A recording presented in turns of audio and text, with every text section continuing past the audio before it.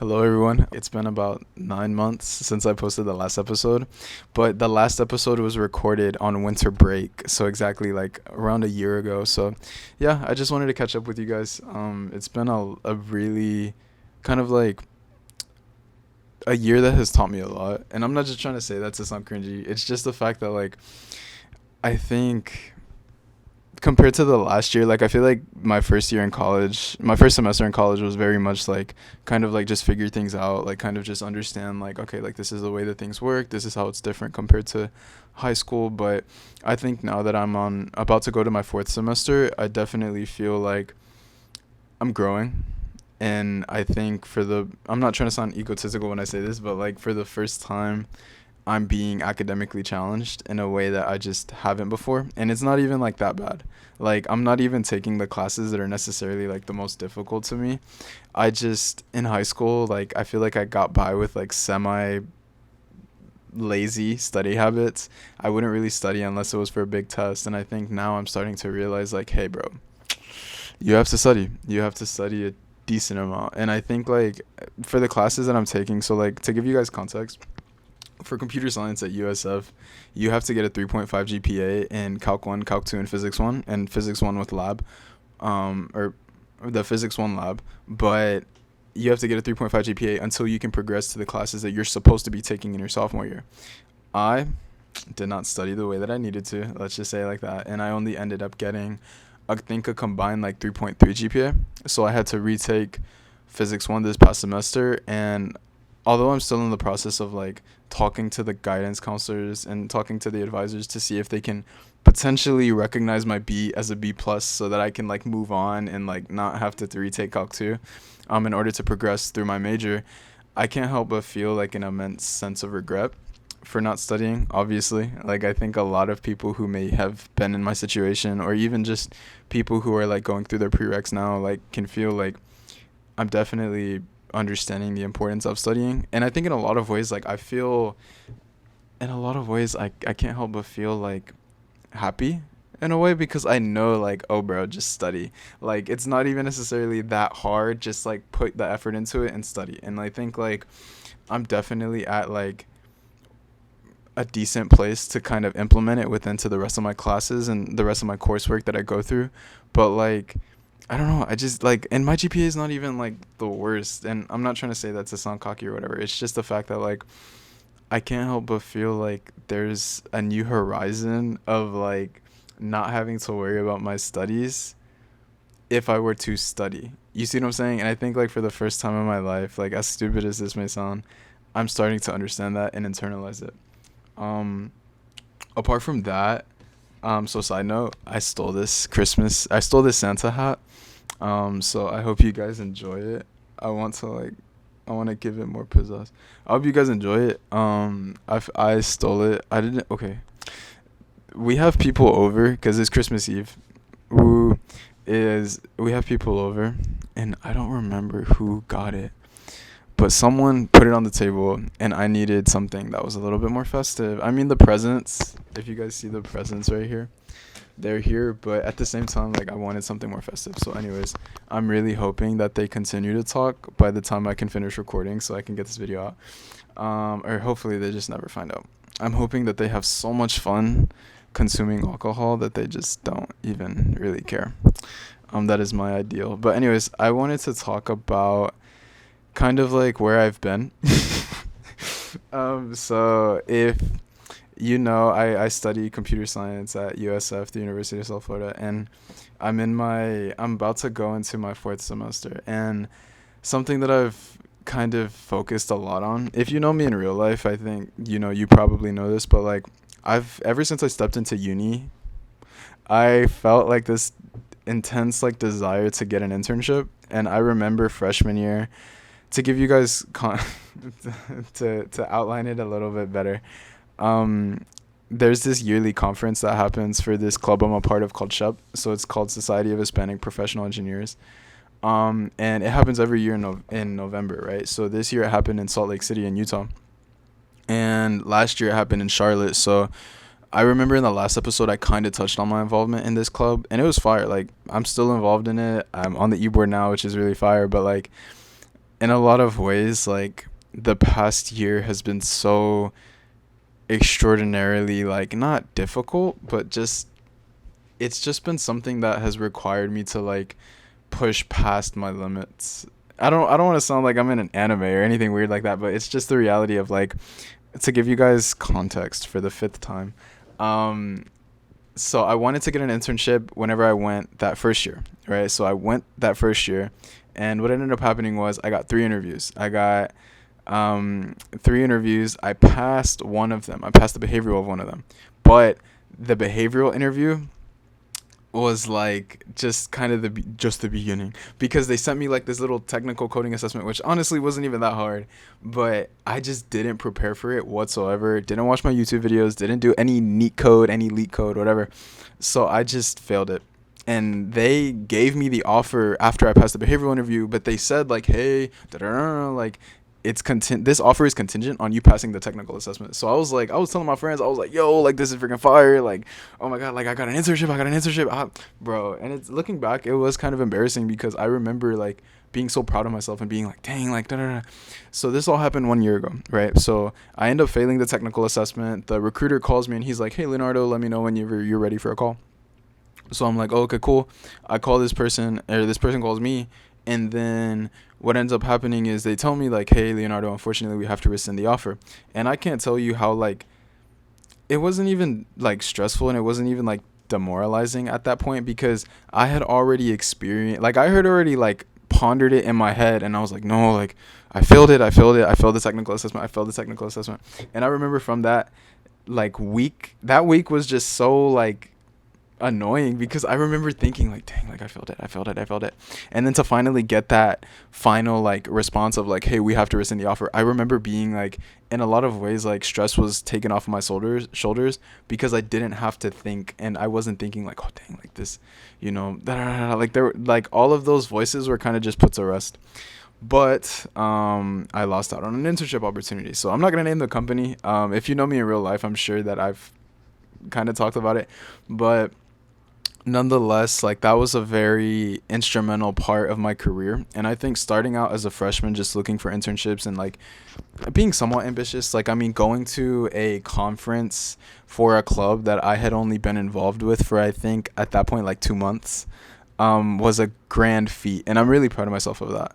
But in a lot of ways, at the same time, it's like I can't help but feel an immense sense of like, so like back to the story. I don't want to reflect on it yet. I don't want to reflect on it yet. So back to the story. I spent that entire year just thinking like, okay, what do I need to do to my resume? And I remember like fixating on it so much. And the major thing was projects. Like I needed to code and make some like cool websites or some cool apps. I eventually chose websites, but I had to make these projects in order to show the recruiters like, hey, like I can actually code. And looking back on it, spoiler, but it ended up working for me, and it was really cool. But I'll tell you guys about that later. So I eventually spent the entire year working on projects. I went to 2 hackathons the entire year, almost 3, but I went to 2 for sure. One of them was hackable, and honestly, it like, looking back on it, I'm really disappointed in myself. And I'm not just saying that to be like, but like I remember being like so embarrassed, because I had told my team at the time like, hey, like I know this framework React, like I know that this is cool, like yeah, I'll be able to code the website. And as soon as the hackathon started, I remember just being in a very vulnerable moment of like, um I remember watching YouTube videos, and I had never been so like, not scared, but just like, oh my god, like I don't know. And it was such a vulnerable moment, because it was just like, dude, I couldn't code for anything. And I remember in that moment just being like, dang, bruh. And eventually, like, we finished the hackathon. We didn't, like, I was the only one who was left like to present it, because both of my teammates had left, and they were just like tired. They just didn't want to show up. So at that point, I was like, all right, whatever. So I presented it. And honestly, like, even though it wasn't like, we didn't even really finish the project, it was still cool, because I still stood behind something that like I built. Like, even if it was like the smallest little thing that like didn't even work and only had like one page that was barely functional, excuse me, at least at that point I was like, oh dang, like I built this, and like I could go say that, and I could go present that, which was really fun. But so yeah, that happened. And then throughout the entire like rest of that semester, I just knew like, okay, like I have to continue being more involved in the organization of SHEP at USF. So I was like, okay, cool, cool, cool. So I go through the process. I'm like continuing to be a director, and then elections come, and then it was really fire. I was able to win an e-board spot, so I was VP of professional development, which is really really cool. And I'm currently serving that position still, but at that moment, like I knew, like, oh fuck yeah, like, sorry, I didn't want to curse in the episode, but yeah, like this is really really cool. And because I knew that I was going to be able to put it on my resume, and then from there gain a lot of like experiences that I was going to be able to talk about in the interviews, right? So then through that process, I got elected, right, and it was really cool. And then summer hits, and then summer was really cool because I think like I was retaking Calc 1 over the summer to like try to boost up the GPA for computer science.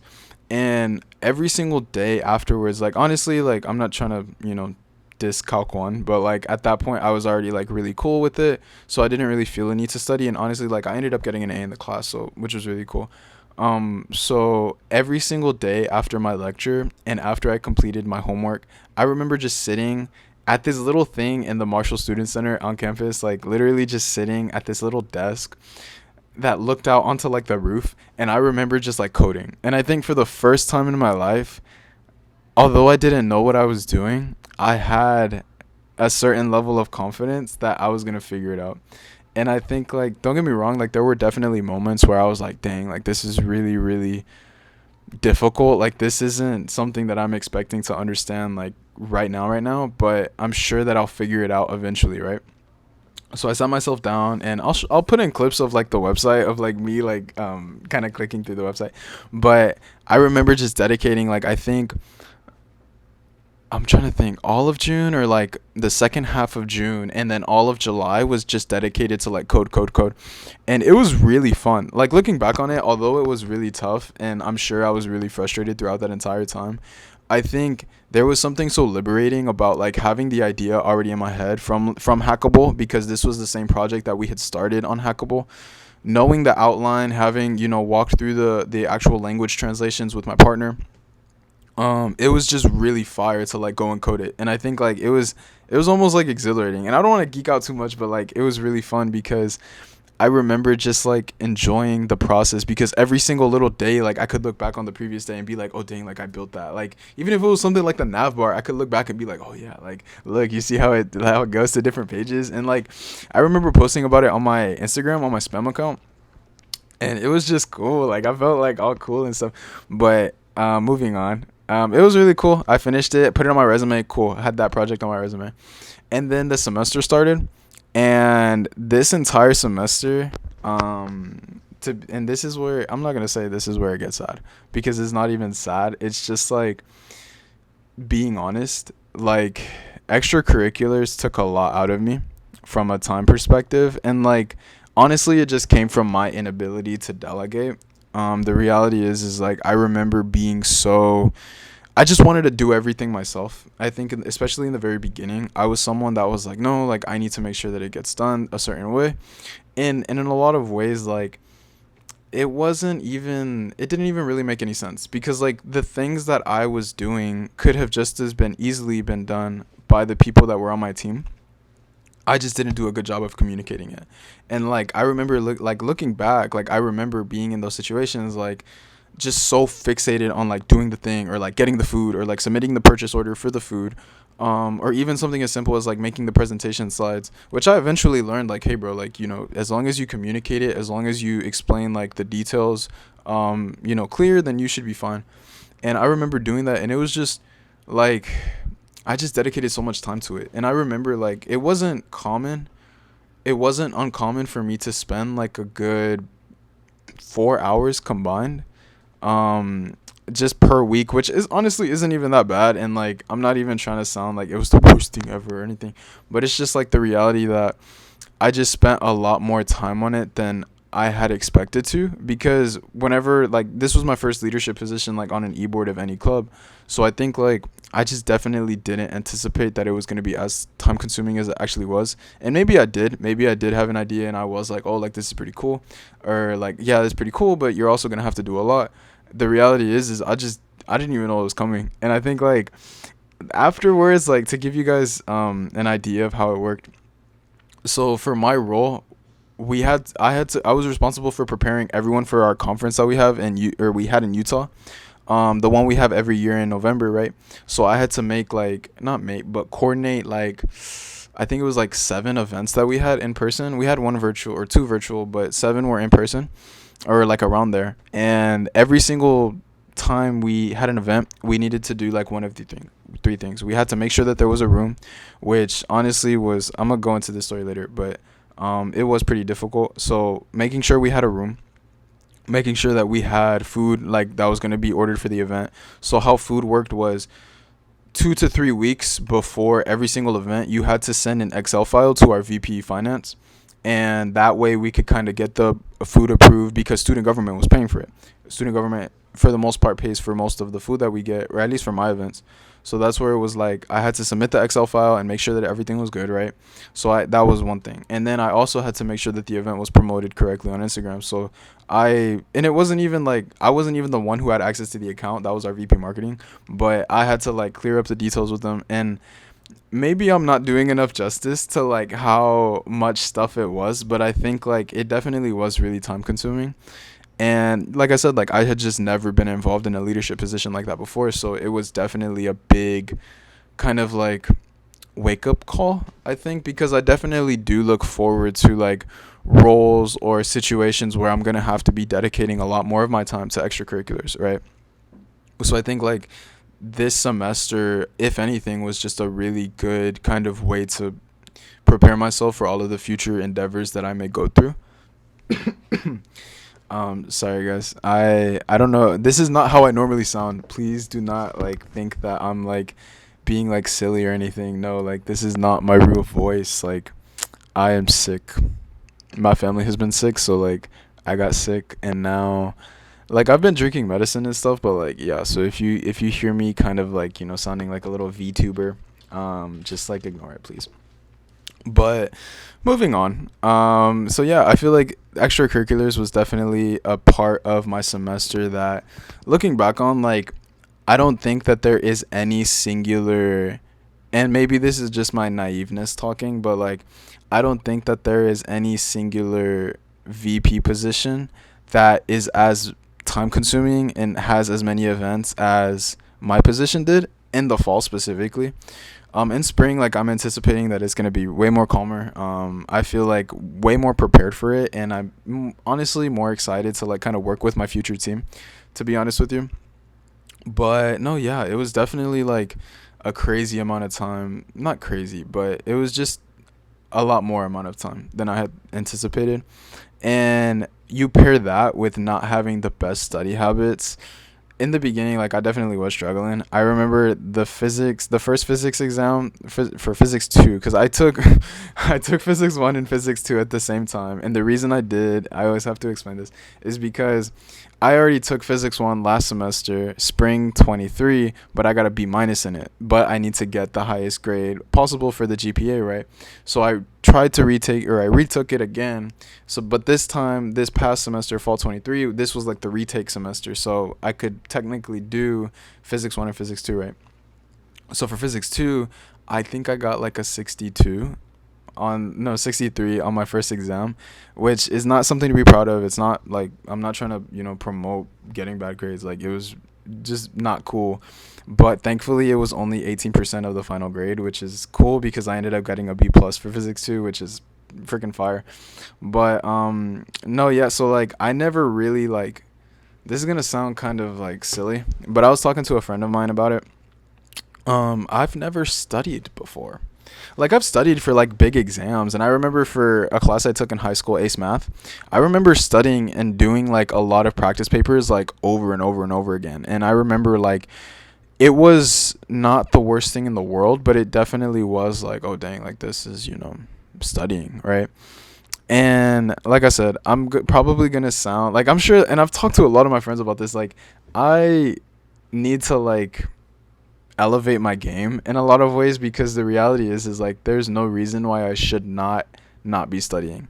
And like if I want to be a more successful student, or at the bare minimum if I just don't want to like lose my scholarship, I definitely have to like elevate my game and like make sure that I'm doing what I need to do.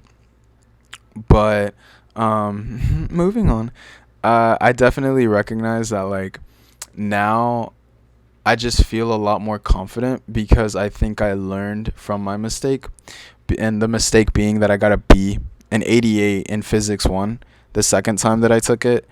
Um so yeah, that's definitely the mistake. But at the same time, I look at it like, oh dang, like towards the back half of this semester, like I was doing much better than I was doing in the front half. So like I definitely look at it, and it wasn't even necessarily based on performance only, but I was just putting a lot more hours into it. Like I was studying, I was like watching more YouTube videos, I was like reviewing my notes, which I had never done previously. Yeah, I know it's so um unfathomable that I would be in this situation, but no, yeah, and like I'm definitely learning to like grow as a student more. Like I said, like in high school I didn't really study that much, and I think I'm finally starting to build the study habits that are just necessary, like if I want to be a more successful student. So yeah, this might be kind of embarrassing to have admitted, but nonetheless, like it is what it is. So yeah. And then okay, so that was academics, that was extracurriculars, and then I want to talk to you guys about a little bit more about the professional development. So, while I was being the VP of professional development for Shep, I was also trying my hardest to like increase my project size because after summer I already had one project, the one that I coded for June and July. The only thing was it was only one, and it wasn't necessarily like the other project that I had on my resume at the time wasn't even like really one that I could really talk about. I think it was one that I coded like even before I got to university, so I was like, okay, cool, like I need to make a new one. So I went to a hackathon called Shell Hacks. It was really fire. It was really really fun. And like I this is gonna sound like really corny, but I've never had energy drinks like ever before. But like when I went to the hackathon, like I fucking okay, to give you guys to give you guys context, there was like these big fucking coolers, and like they were literally like filled to the brim with like Monsters, Red Bulls, and it was like I don't know why, but I was just in heaven because it was like for free, and like you could just drink it, and it was like, bro, it was so freaking fun. Because as a man, I come from the gaming area, the gaming space.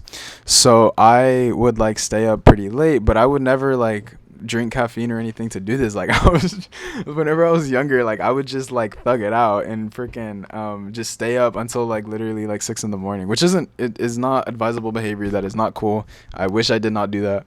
But anyways, so whenever I came to the hackathon and there were like these cool energy drinks, I was like, oh, okay. So I tried one, and I'm like, oh, okay, cool. I wait a little bit more. I try another one, and I'm like, oh, okay.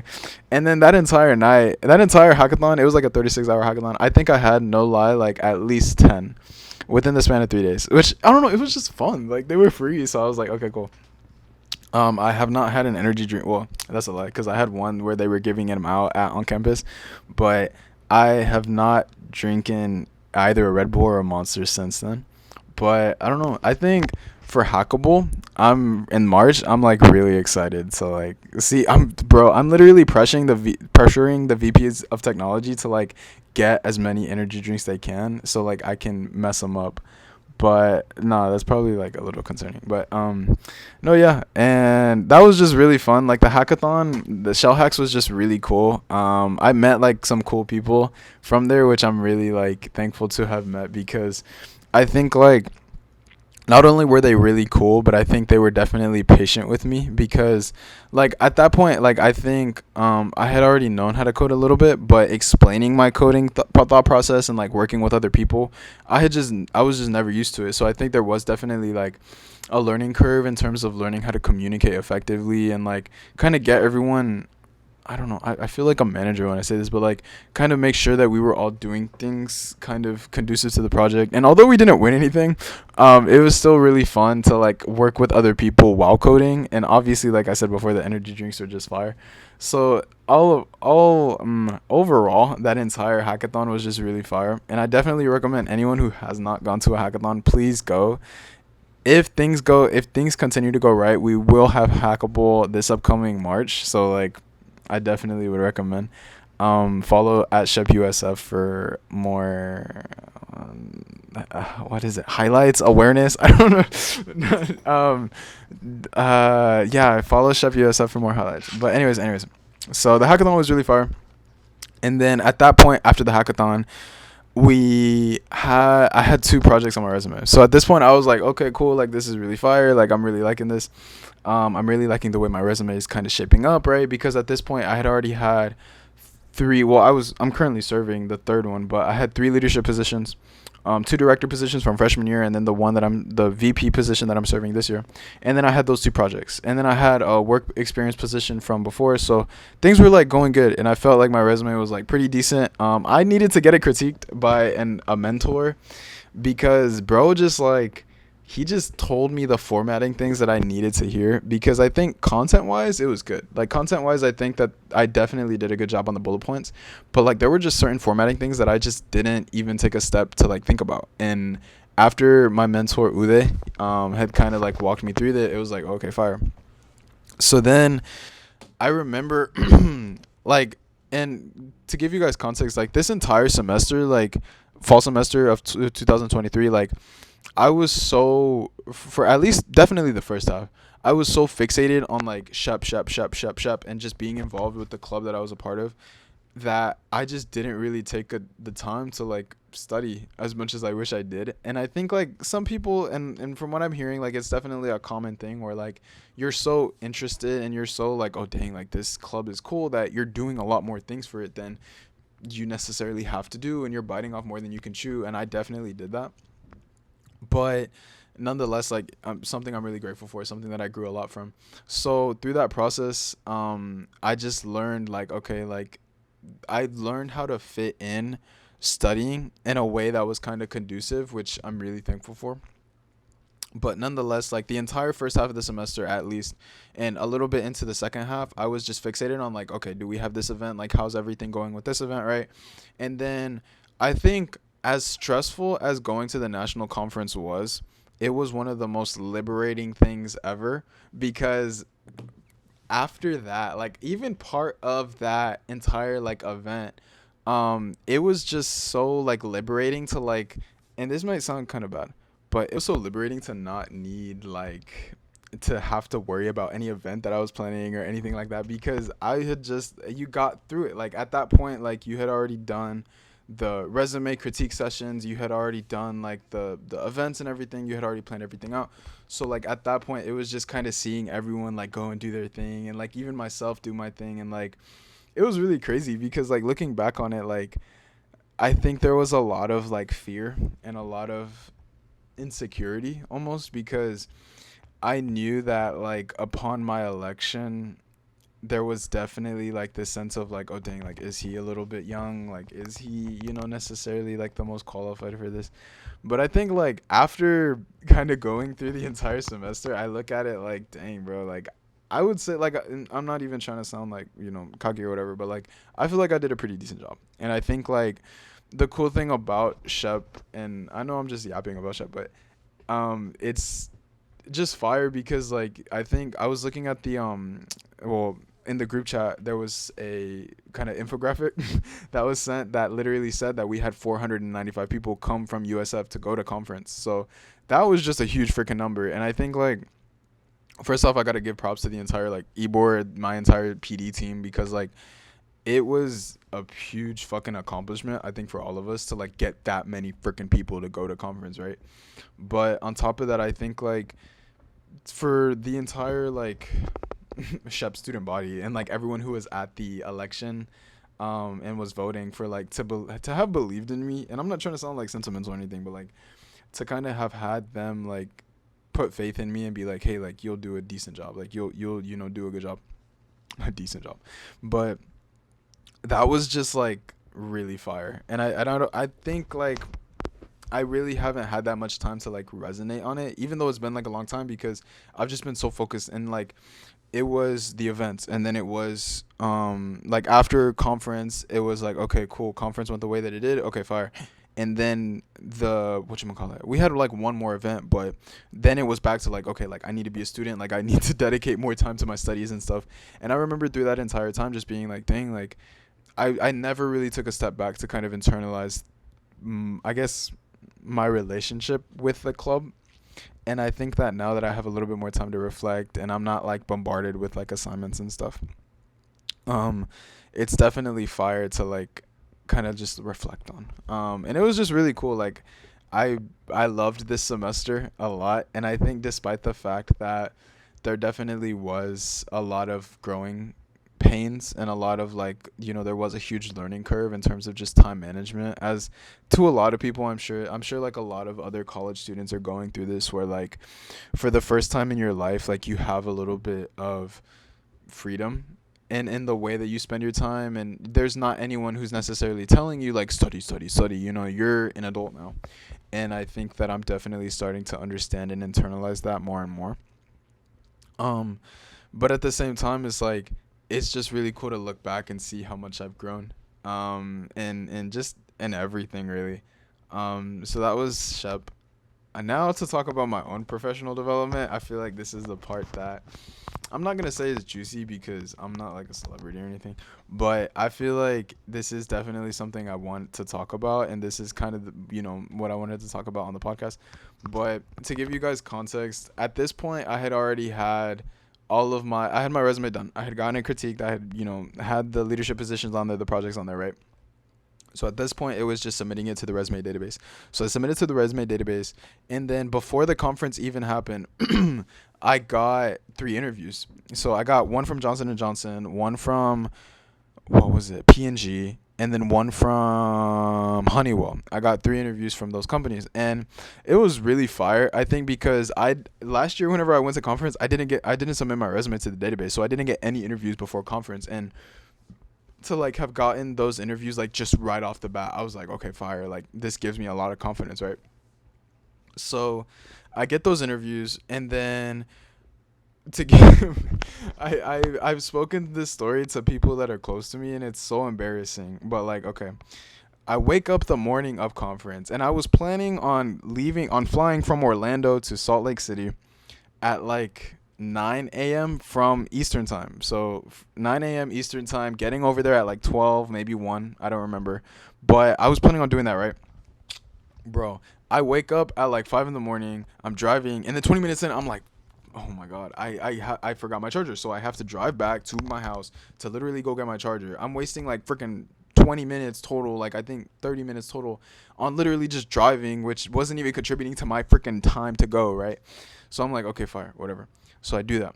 I'm on my way, right? And I'm like, okay. I'm looking at the clock, like, okay, like I think I'll be okay. And then freaking Orlando traffic happens, and it was honestly like my fault. Like I was being told this by like a lot of people, my mentor. I was being told this by a lot of people, but like, why did I just not wake up earlier? I don't know. But anyways, so this is actually pretty cool. So it's not cool. It's not cool, but I end up getting there late. I get there like freaking at 9 a.m. and I have the audacity to be like, oh, are they still accepting anyone? Like a poor little boy with his freaking like hat out, asking for like money. And I'm just like, bro.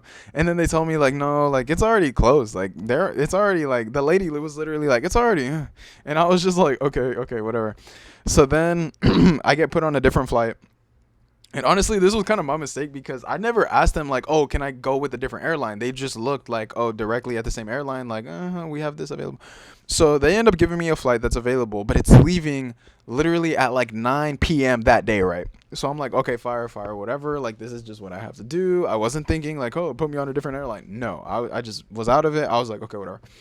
So I stay there for 12 freaking hours. I'm like doing some homework, and then I was also doing, which was actually pretty fire, and I think was a good thing on my part. I was doing research for these companies, like in the airport. So I was there in the freaking Orlando airport, MCO, and like I was over there, just like looking at the corporate database that University of Florida had made. Shout out Shep UF, and I was just using that and researching, and then eventually like I go onto my flight, right? So I'm on my way.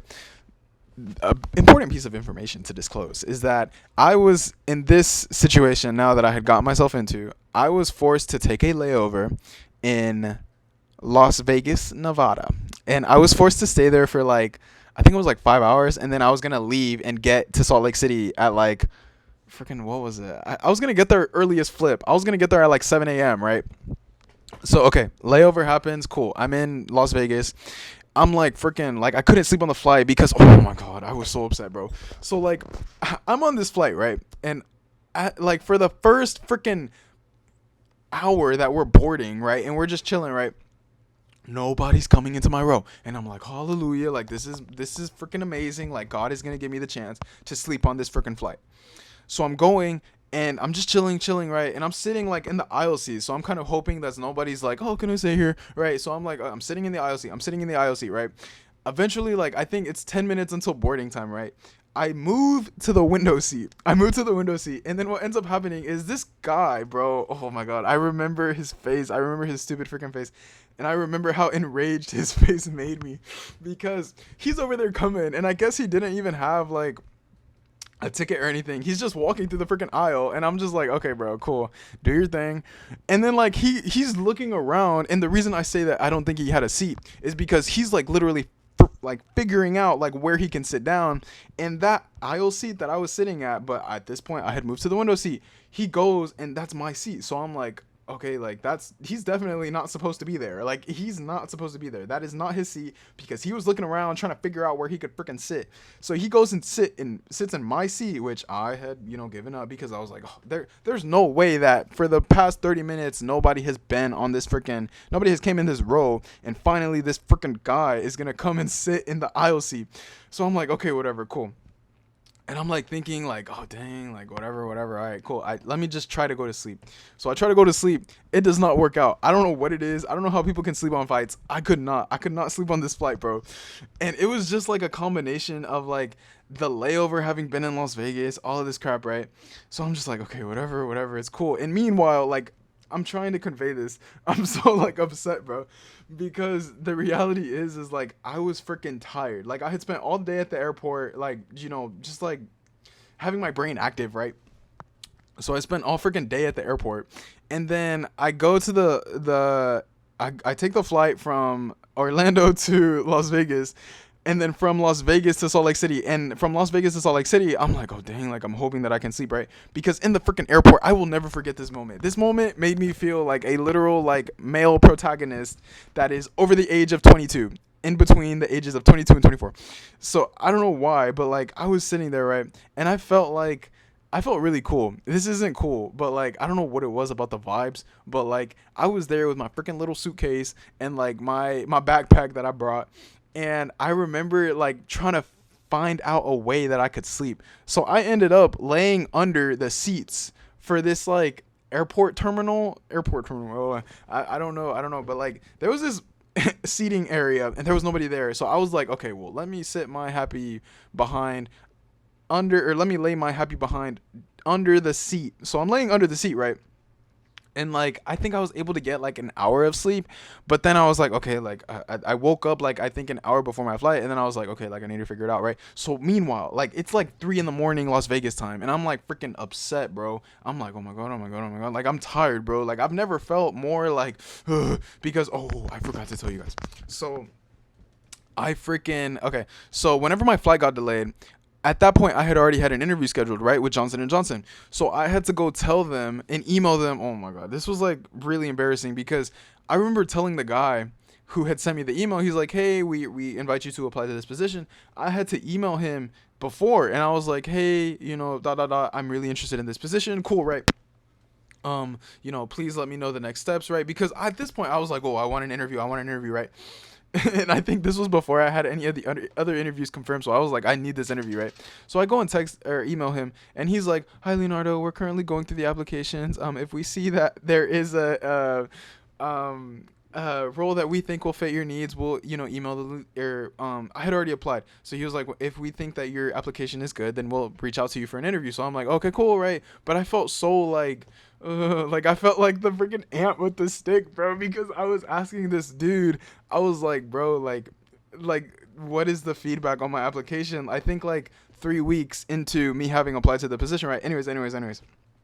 So I emailed Johnson & Johnson, and this is why it was so embarrassing. I had to email Johnson & Johnson, hey, can I reschedule? I originally thought I was going to be in Salt Lake City at 4 p.m., which is whenever the interview was scheduled on Wednesday. But unfortunately, my flight got delayed. Wait, I don't think I said that. Yeah, I think I said my flight got delayed. I did not say I missed my flight. No, I couldn't do that. I could not risk my reputation being ruined because of my freaking decision to like both forget my phone charger and not wake up early enough, right? Whatever, whatever. So I go email them and they're like, "Oh, okay, cool. Like, tell us what time works for you." So I'm like, "Okay, Thursday 1 p.m., right? I think." So then I go send the email and like, "Okay, it's cool, and then I get the confirmation. All right, cool. I have my interview, right? The reason this is so upsetting to me and the reason it is so integral to the rest of the story is because of the simple fact that I literally had no hours of sleep and I was literally going off of so little sleep. And this freaking individual, bro, oh my god, I still can't get his face out of my head. He goes and sits on the aisle seat when I thought I was gonna have these three freaking cool economy seats. He goes and sits there, and I was just like, okay, whatever, cool. So I go, whatever, right, whatever. But before, I think I told you guys before then, I had like tried to sleep under the freaking thing, like it just wasn't cool. So then I go onto the flight over there, and I just couldn't, from Las Vegas to Salt Lake City, and I just could not go to sleep for anything, bro. Like it was just really tough. Like I don't know how people do it, bro. I said it before, I'm gonna say it again. Like I don't understand how people can like sleep on flights. Like that is just not. I think there's something wrong with my DNA. Like I just can't do that. I just can't do that. So, anyways, I get to freaking Salt Lake City, and at this point, the person that I was bunking with, shout out Raul, he was already like in Salt Lake City. He had already had his, the whole apartment situated. At this point, it is Thursday. At this point, I had already missed a freaking day, not even 24 hours, a bunch of hours worth of networking opportunities with all of these companies. And my mentor told me, Uday, I talk about him like he's a 30-year-old uncle. No, he's a junior in college, right? Whatever, whatever. So he tells me like, bro, you got to get your ass over here for Wednesday. All of these American companies, they're only hiring citizens. Like these are the companies that you need to network with. And I'm just like, oh my God, oh my God, oh my God, right? So whatever. I missed that entire day worth of American field networking. And then eventually I'm like, okay, cool. I'm there on Thursday, right? And then I call my bunk mate, Raul. Cool guy, by the way, really cool guy. So I call him and I'm like, hey, like, are you are you in Salt Lake City already? He's like, yeah, I've been here for the past day. I've been like, okay, cool. Would you be able to like be at the apartment to let me in? Because at this point, like, I didn't know the code. We had gotten an Airbnb. I didn't know the code. I didn't know anything, right? So I'm like, hey, do you think you can meet me, right? It's like, oh, okay, yeah, cool. So I'm taking the freaking trolley. I'm taking the cool little tram thing that they got in Salt Lake City. Okay.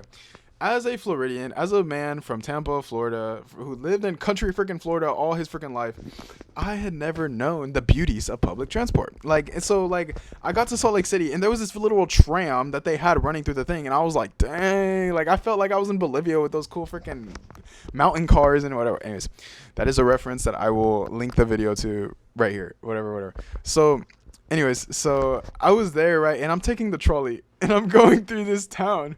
And I remember going from the airport. I'm like literally so tired, but I'm like, okay, cool. By the way, the airport in Salt Lake City was very much like ski trip. Like it was very much like it's what I perceived Sweden to be. It's like literally the architecture of the inside is like what I thought a Scandinavian country is. My Floridian self, like that is what I thought that Sweden was the representation of. Whatever.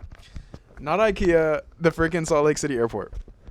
So I'm taking the trolley. I'm going to the place where we're living. All right, cool. I got let in. My bunkmate let me in, right? So at that point, I'm like, okay, cool. Well, I need to shower. I hadn't taken a shower and freaking ever since I took the flight, right? So I was, I was on the move from that entire past day. So I take a shower. I get to freaking the convention center and I'm like stressed out. But oh my god, I didn't even tell you guys. I got to the convention center in my silly little outfit because we hadn't met at the Airbnb. We met at the convention center. So I'm there in my freaking USF hoodie. I'm like over there like just woke up. Like I literally look like I just woke up. So I had this beanie on. I'm over there like freaking all cool and everything. Not cool. So I'm walking through the thing and I'm like seeing people and I'm like, hey, what's up? In my freaking USF hoodie. And anyways, so I get my little lanyard, right? Because you need the little lanyard to like, navigate, right? So I got my lanyard with my little thing. I can show you guys. Hold on. Okay, so I got my literal freaking lanyard. Here it is. My literal lanyard, and bro, I didn't even get the PNG thing. Usually these things have PNG on them. I did not get it because I was so freaking late and I missed that entire day of networking opportunities with the Americans because I just missed my flight, right? So anyways. So we get to the convention center and then we go back to the Airbnb. I shower, I get ready, and then I'm like, okay, cool. I think at that point I had one interview. I think I had Honeywell at 11 a.m. So I'm like, okay, cool. I'm gonna have Honeywell at 11 a.m. I go to the freaking interview.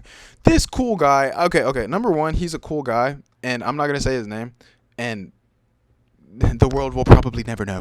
But like, this guy only asked me like two questions, and I was just like in the middle of the interview, like, okay. And then he dismisses me. He's like, okay, what type of internship do you want? So I tell him, and then he's like, oh, okay, no more questions, and I'm just like, oh, okay, whatever. And then I continue to ask him questions about his family life. Maybe a bit personal, maybe a bit daring, but I I ask him these questions in order to just keep things going. Like, I didn't want the interview to end that early, right? So I go tell him. And then at that point, it just got to a point where I was like, okay, like, I've already asked him about his family. I've already asked him about his work-life balance. Okay, cool. That was it. I'm out. Right. So at that point, I'm like, oh, okay, well, thank you. Can I connect with you on LinkedIn? Connected with him, right? Whatever. So then after that, I'm like, dang, like, I had a 20-minute interview. Like, this is not good, right? So I'm like, okay, cool, whatever. And then the second interview I had with the cool kids from P&G. P&G's booth at the freaking conference was fire as heck, bro. They did not. I got rejected from this interview, but their interview booth and like their little setup, their little like crib was like so freaking fire, bro. It literally had like, bro, it had a vapor rub interview booth. So like they have the interview booths, right? They have like one where it's like all of their cool little products. So they have one where it's Febreze, one where it's Dawn, I think, and then they have one with freaking Vaporu, and I'm like, yo, like, this is fire, whatever. Okay. Moving on. I went into the Vapor Rub. The Vicks Vapor Rub interview booth, and that interview was so interesting. It was really cool. Like, honestly, I'm thankful for it, as I am with everything, because it was very like tough, and like the way that they asked the interview questions were so like hypothetical, and like the guy that I got for my interview was like, he was just he wasn't condescending. I know that he wasn't trying to be condescending, but it was very much like I was intimidated by this interviewer, and maybe that's the point. Maybe they want to get like it's like survival of the fittest, whatever. So I end up going through this interview process. It's cool. They give me like their cool little goodie bag with the female razors, and they gave me like some dryer sheets and stuff, because it's P&G, right? The same people that make like toothpaste and stuff. So it was really fun, and like, I think I remember giving away the goodie basket because I just didn't want it. Like, I just, I wanted to be free. I wanted to be Mr. Cool Boy with my suit and my little freaking, I have it right here, and my little freaking thingy, my little Shep, little whatever, right? So anyways, moving on. Oh, apologies. Moving on. I end up doing the P&G interview, and it went pretty like, it didn't go the way that I wanted to, obviously, because I didn't get the job. But it was like, okay. And I remember walking, maybe this is like a little psychopathic of me, but I walked out of that interview fucking smiling, even though I know I probably didn't do a good job, just because of the simple fact that like, I had never had an interview that was that difficult before. And like, apart from freaking the technical assessment from the first year, but I remember like walking out of the interview and just being like, yo, like that taught me a lot. Like it genuinely did teach me a lot, right? So anyways, okay, that interview happens. And then we are on the final of the first 3 interviews that I had prepared from before the conference, or scheduled before the conference for the conference, right? So I'm on my 3rd interview with the company that is honestly pretty cool, and I like them a lot. Anyways, so I'm interviewing with these people, and honestly, like, okay, whenever I told my dad that my flight got delayed, because this is to give you context. I know my mind is like, kind of, but to give you guys context, this interview was the one that I had to reschedule for. So it wasn't Thursday 1 p.m. It was Thursday 3 p.m. whatever. So I remember scheduling with them, right? And this was it. This was like, the interview with them. And I walk in, and honestly, looking back, I'll say it after. The statement I was about to say was a reflective statement, not an introductory statement. Okay. So I go into the interview booth, and the questions weren't too bad. Like, I felt really confident about the questions. I felt like, okay, like, this is cool, whatever. So I go give my interview. The guy's cool. Okay, I'm not trying to be mean, and I hope that the individuals who are interviewing me never saw this. But the guy, and the way he acted whenever I saw him later on, was just, he's just a silly guy. Like, he's just a silly guy. Anyways, so I interview with these 2 people, and they're really cool. Like, the interview went well. It was really nice, right? So I have that interview, and then at this point, it's networking. So I'm meeting up with this guy, cool boy Shane, um, and I meet with him, and then we're going into Boeing's hospitality suite. And I remember going into Boeing's hospitality suite because it was so like what I assumed the conference was like in 2013 when mechanical engineers were like the cool kids. Because this was like crunk. Like this freaking hospitality suite was freaking turnt. And I remember being in there like, because I'm CS, right? So like I'm in enemy territory right now. Like this is not where my people reside. This is not Microsoft. This is not Google. This is not Amazon, right? So I'm just like, okay, cool, whatever. This was honestly, looking back, I should have used this as practice because it was just really competitive. And I remember going in there and I was not interviewing, I was asking the recruiters about a role that I was freaking like, it wasn't even a coding role. It was more like an industrial engineer, systems engineering role. But I saw that they were looking for computer science majors. So I was like, okay, cool. So I go talk to these people. I talked to two people. And then I go talk to another person, the third person. This cool kid who is like of the age, 47, told me straight up, he was like, oh, well, if we're going to hire CS majors, we usually want them to be juniors. And I'm just like, okay, cool. Like, this is making me regret not lying about my freaking graduation date. Like, so many people told me to do. Anyways, because I'm not a liar, I don't do that. I'm not a fan of it. You know, not cool, right? It's Christmas. Like, it's not cool. But moving on. So that happened, and then we went to this other hospitality suite, and there were a lot of Hispanics in there. I mean, it's a Hispanic convention, cool, whatever. But, like, I saw my people in this second hospitality suite on Thursday, and it was really fire. Like, they were cool. Like, one of them was from Mexico, and it was honestly, like, pretty cool. But, so, anyways, that hospitality suite happens, whatever. And then I think that was Thursday. And then the career fair first day happened on Friday. So I wake up the next day, bro. Oh my God, this is so embarrassing. I wake up and I tell my girlfriend now, like I tell her at the time, I told her like, hey, can you call me so I can wake up? Because I don't know why I couldn't set an alarm, right? But I just preferred her to call me. So like I could respond and I couldn't just be like off, you know, like I actually needed someone to call me. So she called me at like freaking, I think it was like 6 a.m, something like that. Because honestly, bro, like, I'm not even trying to sound like a nerd when I say this, but like, those lines were intense. And like, the reason that I was waking up or had wanted to wake up for 6 a.m. and have her call me is because of the simple fact that like, these freaking hospitality suite lines were crazy, right? So I'm going in and I I wake up. I am conscious at the ripe time of 6 a.m. At this point, I think she was already in the line or something like that, right? So she calls me, or no, she wasn't already in the line. I think she was getting ready, but anyways. So she calls me, and I'm like, yeah, okay, whatever, I'll wake up. I did not wake up. And then I eventually just laid there in that freaking room, and I just didn't wake up until like 7 a.m. And I remember waking up and be like, oh my freaking God, oh, good. So I get my happy behind ready with my blue suit this time because I wore the black suit the day before. I'm wearing the blue suit now.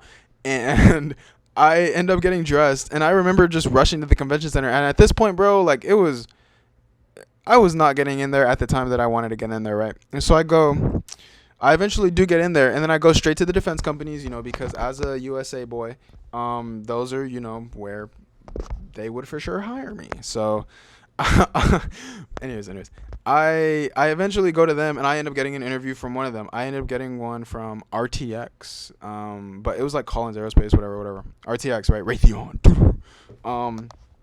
So I end up getting an interview with them, and the cool boy, it's cool. This is fire. This is like the second time that this has happened to me, but the same person that I talked to at the actual thing, I interviewed with at the booth. So like the same person that gave me the interview from the career fair, and whenever I talked to them for the first time, he was the one interviewing me. So he was a cool kid.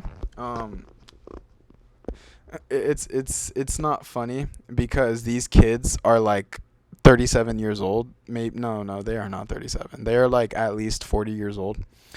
But moving on. So I interviewed with this individual, and he's a cool guy. Interview went kind of good, but it just didn't work out because they wanted someone who had security clearance. What a shocker. And I had to tell them like, hey, I'm a citizen, but I don't have security clearance, right? So anyways, I'm not. I haven't signed an NDA because there was like an intrusive thought in the back of my head, like, oh, what if what if you're saying something you're not supposed to? But honestly, like, it's not like they hired me, so it's not like I can. I'm really subject to anything like that. But anyways, so to give you guys a holistic overview of how my conference went, I had interviews with P&G, Honeywell, RTX, and Johnson and Johnson. Oh, okay. I have before I like give the summary. Johnson and Johnson sends me an email, I think the day of my interview, and they're like, "Hey, we want to invite you to this hospitality suite." I'm like, "Yo," like I'm feeling like, okay, like this is cool. So I get there, and it's like it's cool vibes. Like I don't know. Honestly, it was just kind of an excuse to like get all of the adults together because I remember seeing them and they were like just chilling, doing their thing. But they also talked to me. Like don't get me wrong. Like I spoke to a lot of individuals in there and they were really interested in talking to me. I met like a lot of cool people, got a lot of cool connections, and they even gave me hold on. They gave me this cool little networking card. I made a difference with Johnson and Johnson, right? So anyways, so I remember spending the first freaking 30 minutes of this hospitality suite literally going through the process of like setting this freaking thing up as there's an alarm going in the background. Hold on, let me see if I can do a little cool demo. Okay, look, you see it. You guys should connect with me on LinkedIn. But anyways, so that little card was cool. That little card was cool. So they gave me that card. I spent the first 30 minutes of the freaking hospitality suite, like setting it up, and then, and then I remember just kind of like talking to people, and it was really cool. Like I felt cool, and then eventually, like I remember, them telling me, and this is where it kind of gets into like cocky territory. So I'm gonna kind of be a little. I'm going to tread the waters carefully, but they were like, "Oh, you're Leonardo. Oh, okay. Like, I'm gonna be real with you, bro. Like, this is that. Like, you were one of our top like candidates. Like, we thought you were really like your interview was really good. Like, we wanted to have you here to like meet with more of the team because we honestly thought your interview was really good. And at this point, bro, I cannot tell you how freaking like ooh like I was really hyped because." Just that entire year before and like the whole thing that happened with the first company the first year where I passed the behavioral interview, I got the offer, I told all of my friends, I was like, yo! But then to have it be rescinded because I didn't pass the technical assessment, because I didn't want to do my little cool data structures and algorithms, I eventually, like, this was just so cool to hear. Like, a company actually being like, yo, like, this candidate is cool. And I don't know what it was, bro. Maybe it's pride, maybe it's whatever, but it was just really cool to hear that. So the cool kids at Johnson & Johnson, they're like, yeah, like it was really cool, and then the hiring lady who was like there, she was like, you're open to relocation, right? And I'm like, yes. And then she was like, oh, okay, like, just wait until the upcoming week for next steps. And I can't tell you how I was like, bro, like this was, bro, it was just, it was just really cool. It was just really cool. So I go through that process. They like tell me that, and then I go home and I'm like, "Yo, okay, cool." So as an American, I went with my friends to go get burgers in this cool little aesthetic place. I forgot what it was called, but it was really fire. And yeah, I just remember like that was cool. That was a cool moment.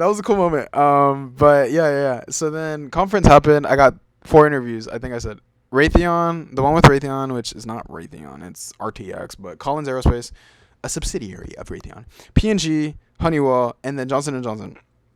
I failed 3 of these interviews. I've already got the rejections for 3 of these interviews. Johnson & Johnson accepted me, and I got the internship, and it was just really fire, and I don't know, bro, like 25% success rate, whatever, bro. Like, I do not care because it was just so cool, and I've already done all of my due diligence freaking activities, and they confirmed my start date and everything, so, like, oh my god, because I'm just filling up with a lot of maybe this is inexcusable, but a lot of PTSD from that freaking original situation because them bros literally gave me the I'm not gonna say the company's name. They gave me the internship offer, and then we're like, but it wasn't their fault. It was my fault because the offer was contingent upon me doing the little cool technical assessment. I didn't solve it. I didn't get it right. So then they rescinded it, right? It's a normal thing. But I had so much PTSD. So like this was something, and I haven't even posted it on LinkedIn, bro. Like that's how serious it is. I was so like fixated, and I told my girlfriend this. I was so fixated on like just making sure everything was done. I signed all the paperwork. I signed all their cool little Equifax tax documents. Um, and I did all of the preliminary steps, and like I'm gonna put up the little pop up screens, whatever. But like to have those emails come in, bro, like I don't know. And I'm not trying to sound condescending. I'm not trying to sound, whatever or like cocky or anything like that. But it was just fire. Like it was literally just fire because the entire ever since even before I got into university, I knew that internships were the way, and I knew that internships were really really important. And I remember being freaking upset with myself after the first year because I remember just being and sitting there like, dang, bro, like I could have tried harder. I could have made a project. I could have, done something differently. Like I could have, submitted my resume to the database. Like that would have been a good start in the first year. But I went through all of those things, and then the freaking difficulty that was the entire semester, and I'm grateful for it. But like the difficulty of planning events, the difficulty of going through all of that hardship, the difficulty of having to like balance studies and hackathons and stuff. And I'm not trying to sound like my life. This is my life. Welcome to my life. I'm not trying to sound like that, but like it was really tough. And I remember like being like, dang, like okay, whatever. But like to have gone through that entire process that was really time consuming, really tough, really just like even the coding, like I'm saying all of this cool little like but like it was really tough. It was really difficult to like code and make that first project during the summer because I remember being like, dang, bro. Um I'm looking at my little stats and it tells me that I'm going overboard with the sound. I'm hoping that that didn't happen for all of the podcasts. But anyways, so like I know I'm saying all of the like I'm saying all of the cool moments and stuff, like all of the like it's a highlight reel, but like it doesn't do justice to like how many difficulties and like ups and downs and like all of this stuff there was because literally, bro, like I remember just being so upset with myself after that first year because I didn't take the time to do a project before conference. I didn't even take the time to make sure my resume was good, bro. I was literally trying to submit. I'm not trying to sound condescending to people with resumes that have columns because I saw a few that were decent, but I was literally trying to submit my resume with columns. And after having critiqued so many resumes, after holding resume critique sessions, I just know like that's not cool. And like looking back to kind of look back at my previous resumes and look back and to see the way my resume looks now, it's just crazy to see the growth. And it's not without the help from other people. Like I said, my mentor Uday, like he helped me immensely, right? But like it's just the fact that there were so many points throughout the semester, and even like to this day, like I still know that there's more to like kind of achieve. But like just to kind of have that email get sent, bro, like I can't tell you how happy an email has ever made me. I feel like so old saying that, but like for real, bro, like it was just cool. And I think the entire semester, like everything has just been really fire, and I've been really thankful for all of it. And also, like I remember thinking to myself, like if I don't get an internship, how bad would that look on Shep? Because I'm the VP of professional development. I'm supposed to be the guy, and if I can't get an internship, it would just be like, oh damn. But I got an internship. Cool. Like that's an immense blessing. Like I'm not trying to overstate, understate, whatever. I'm just really blessed and I'm really thankful. And like all of the hard work that I put in, all of the projects, all of the leadership positions, all of the getting my resume critiqued, all of the coordinating events and having to deal with all of these things, the interview preparation, like all of these things, bro, like for it to finally culminate in this. And like it's not technically a sweet internship. It's a med tech Johnson & Johnson technology internship, but nonetheless, bro, it's a research and development internship. Like it said R&D. So like I'm assuming it's a research and development internship. I'm literally like I'm just thankful. I'm just blessed. Like God bless, bro. Thank God, because like literally, bro, I remember being in a situation like after last conference, just being like, bro, like that conference just didn't go the way that I wanted it to. It didn't go the way that I wanted it to. It didn't go the way that I envisioned it. But at the end of the day, like through the process, through getting my resume critiqued over and over and over again, through going through all of the process, like I got what I wanted, and I got what I'm not trying to cry. I feel like no, bruh. Like this is no. But like, I'm just really thankful, and I'm really like blessed, and I'm really. It's just cool. It's just cool. Like I'm not even trying to geek out, even though I've geeked out for literally the past like hour and 7 minutes. It's just cool. It's just fire, and I'm like really thankful, and I'm really excited to see what this internship brings with Johnson and Johnson. But yeah, that's kind of been my life. I feel like we've covered every base. Where am I now? Well, I'm currently just chilling. Like I said, what is it? It's literally 11:50 p.m. Let me see if I can like Okay, yeah, it's literally Sunday, December 24th. I need to charge my phone. Please do not, don't come for me. But no, yeah, and I feel like I'm at a point in my life, not even just semester wise, but like just in general. Like I've started to invest. I feel pretty like finance boy. Um, but it hasn't even been like I've literally gained like $3. Like it's not that big of a deal, but it's something, and I think like I definitely know, and now that I'm gonna have like cool like corporate America money, and it's 25 an hour, like it's not that bad, or not that amazing, right? But I say that to say like I do want to invest more. I'm thinking long term, and I think like just as like a yearly reflections type of thing. If I don't end up making another video, which I think is unlikely. I'm not sure. I'm not sure. Maybe depending on like how I feel about this one, after editing it, after posting it.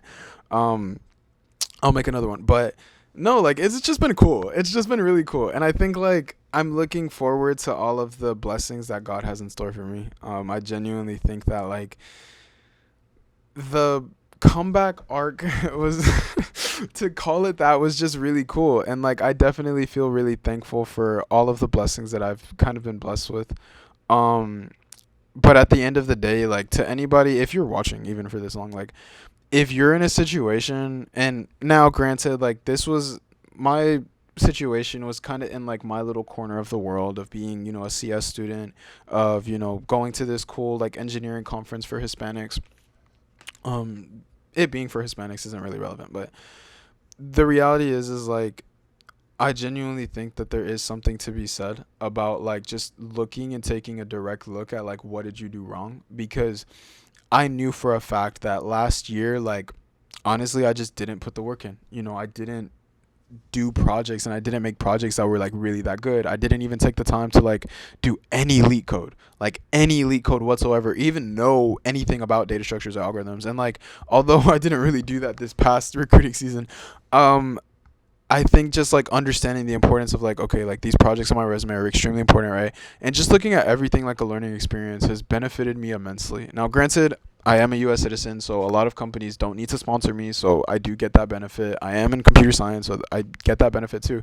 But like the reality is like anybody can learn from it. And I think it's a testament to the fact that like if you take a long direct look at like what you need to improve on, and like if you go to USF, or even if you go to like any other college, university, whatever, you have those resources, the internet. And like even like I'm sure like if you've gotten to this video, like, and I'm gonna put my socials in the description, but like if you need any help, bro, like I promise like I will help you. Just send me a DM on Instagram if you're in this like little corner of the world that I am. But like genuinely, like it's just been really cool to kind of look back and see the way that the year has gone. Um and yeah, like I'm just really excited for the future. I think like I'm starting to realize that life is in my control. And I know that that sounds really stupid, but like man making like outstanding realizations that I had at the age of 8. But no, like genuinely, like I'm starting to realize that like this life is what I make it. And it's honestly really cool to kind of see. I don't want to say like I manifested it, but like I did work really hard and I prayed for it, and I'm really thankful for that. But yeah, with that being said, that is the 2023 season. But like, nah, for real, bro. Thank you for watching. If you're watching this far, thank you so much. I will try to post more. I was talking to my friend. I do want to make like little like day in my life TikToks and like short form content. But like, oh shit, what the heck? Bruh, that's what it is. That's what it. Oh my god, bro. I'm gonna tell my girlfriend because I was literally like fixing. Is it gonna work, bro? That's fire. Anyways. Um, So yeah, I am going to be ending the episode, but thank you so much for watching, and please subscribe. I was looking at the little partner thing, and to be a partner, you have to get like 1,000K subscribers. So please like send this to anyone you know. I tried to limit the cussing to make this as family friendly as possible because I want to make this somewhat not profitable, but like I don't want to be like someone who's cussing all the time. So like nonetheless, I hope you have a happy holidays. I wish you guys all of the best, and thank you so much for watching the second episode of this cool little podcast. Goodbye.